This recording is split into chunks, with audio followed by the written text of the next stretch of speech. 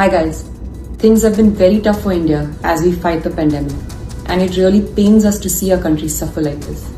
We are grateful to all the people जो दिन रात fight कर रहे हैं हमारे लिए. Their dedication is appreciated. पर अब उन्हें जरूरत है हमारे सपोर्ट की और हमें उनके साथ खड़े होने की.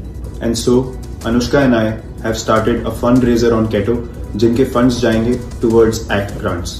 And we request you all कि आप इस इनिशिएटिव को ज्वाइन करें और डोनेट करें. Every little bit makes a difference.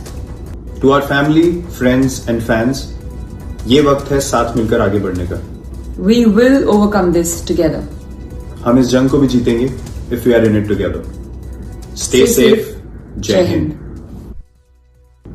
Hi guys, things have been very tough for India as we fight the pandemic, and it really pains us to see our country suffer like this. We are grateful to all the people जो दिन रात fight कर रहे हैं हमारे लिए.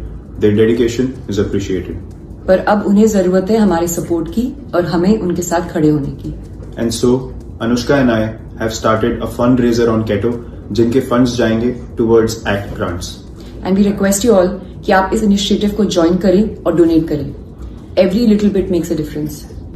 To our family, friends and fans, ये वक्त है साथ मिलकर आगे बढ़ने का.